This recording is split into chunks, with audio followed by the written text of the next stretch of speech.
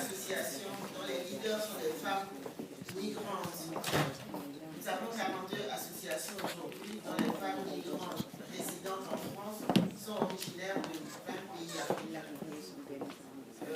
Ce ne sont pas des associations féminines ou féministes, ce sont des associations de développement. C'est des femmes qui s'investissent au quotidien dans leur travail étudiant et qui en même temps ont mis en place des associations et mutualisent leurs compétences pour le développement de leur pays, de leur région. Je pense que depuis 2007, la plupart des personnes m'ont connu avec le FORIR, le Forum des organisations de solidarité internationale issues des migrations, dont la présidente est en face de moi. On a investi, on a travaillé, on a contribué dans tous les travaux jusque-là, et FECODEV est membre du FORIR. En ce qui concerne la table ronde d'aujourd'hui, favoriser les organisations de migrants et la diaspora en tant qu'investisseurs sociaux transnationaux et défenseurs politiques, de l'accès aux services et des réformes de la politique publique. Moi, je n'ai pas oublié qu'avant le dialogue de haut niveau, nous avons fait des réunions préparatoires.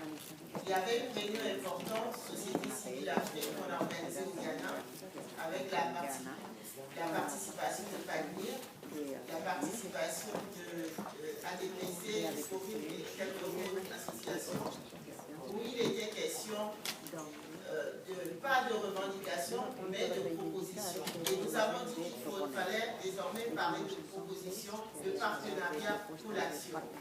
Et ce qui nous concerne aujourd'hui, on doit parler d'actions concrètes.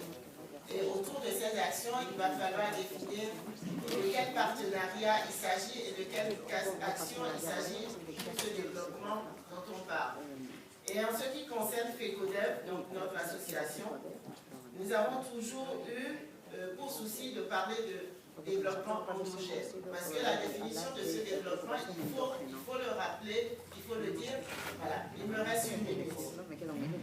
Quelle action ou quel partenariat? Normalement, on devrait parler d'action de construction identitaire.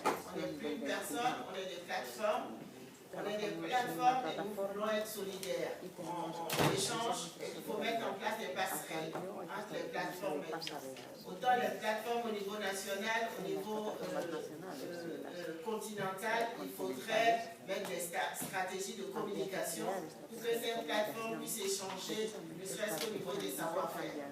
C'est important. Les plateformes, il y en a beaucoup, mais on ne se connaît pas, on ne sait pas ce qu'on fait. Il faudrait être soi-même, il faudrait être ce groupe d'abord, avant de prétendre faire un partenariat et construire un dialogue. Après, en ce qui concerne les actions de développement, les actions de développement sont différenciées par rapport à l'histoire même de la colonisation. Les pays anglo-saxons ont leur idée du développement, les pays francophones ont leur idée du développement. Et aujourd'hui, ce qui se passe, c'est que nous, on a beaucoup voyagé sur le terrain, et tous les pays qu'on visite aujourd'hui, nous avons des pays dits fragiles aujourd'hui. On était en RDC, et la RDC, c'est un pays dit fragile.